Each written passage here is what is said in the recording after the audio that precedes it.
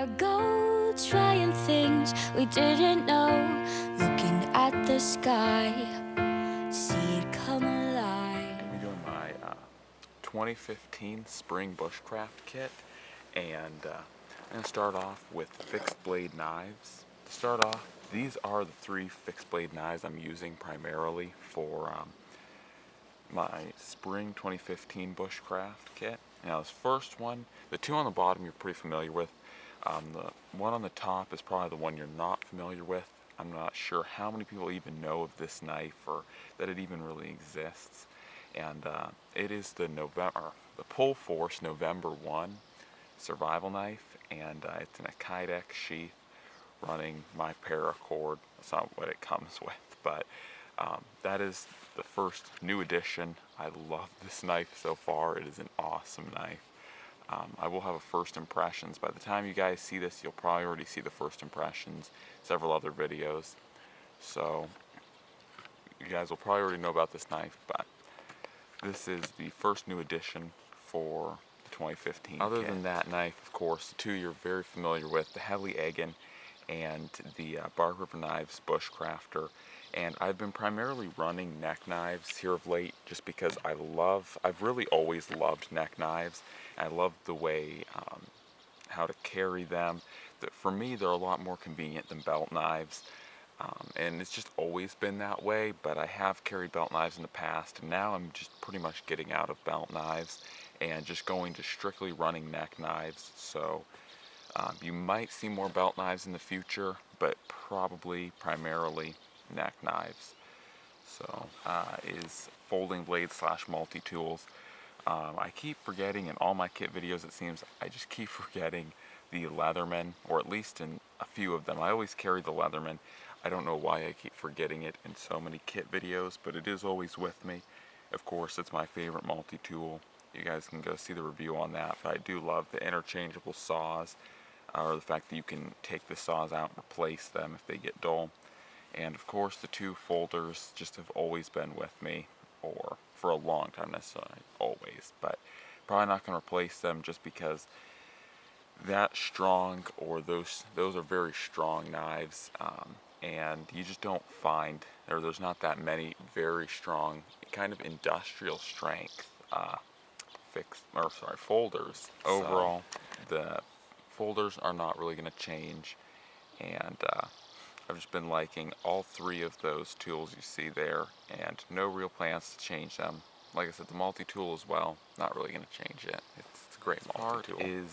The next piece is the hunting tool, and I did change it up just because I feel I've been showing the Henry a lot, and I will still use the Henry, but I'm also starting to get more into archery, traditional archery, and I have killed some animals with this bow, and this bow is probably you're gonna see more of it in the bushcrafting now that I've actually feel comfortable and I'm actually accurate enough with this one to actually hunt small game.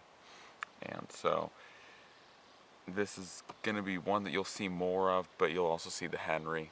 I did also want to throw this in here just for variation, because in all the other kit videos you guys have seen the Henry, so I figured it's about time that I change it up and show something else that I do actually use. And anyways, this is the Dart and Superflight Ranger. As I'm sure many of you guys are aware, I've done many videos with this bow, and yeah.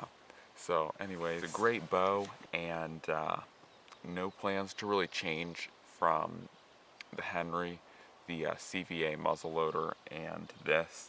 Those are about the only 3 things I'm really going to use. And like I said, I just really don't have any wants or desires to change to something else. This is the axe, and it's still the Wetterling Swedish Forest axe. And I was gonna change to a GBA Scandi Forest axe, but the primary reason why I've been holding off on that is because the prices, I'm sure as many of you guys are aware, the prices, at least for now, have skyrocketed. The Scandi Forest axe is now $200+. I think it's actually like $250, $240. If you can find them, they're getting pretty hard to find. When you do find them, they are very expensive, and overall I'm just not going to spend that much money on one. Not to say they're not worth it, but personally, I'm just not going to spend that much money because I already have a Wetterlings that's just fine. That also being said, Wetterlings prices have increased quite substantially as well. So as far as axes go, I'm definitely sticking to my Wetterlings right now, and no real wants to move from anything because it still serves me very well, and it's a great axe. And everything else is just way too costly for me to really want to move to it. Lastly is the backpack, of course. This is the Camelback Linchpin. You guys are plenty familiar with this backpack. I've also showed this on a lot of videos, and it's a great backpack. It really carries and does everything I need it to do, and it just serves all my purposes. It's a great videos. I'm not really going to switch out of this backpack just because it really serves everything I need it to do very well. It's overall just a great backpack, and carries all my gear and then some. Just kind of a quick pan of all the gear. All of it's great. I really do love all this gear, and that's my kit for spring 2015. I'm not sure how much it'll change. I don't really want to change any of this gear out. I'm really liking it, and it all works really well. The only thing I'm really thinking about changing is just taking the Heli Egan out of the rotation and just running the November 1, which is this one, and the Bushcrafter. But I'm not really changing too much here. Like I said, I really love it all. So anyways, guys, I'm out.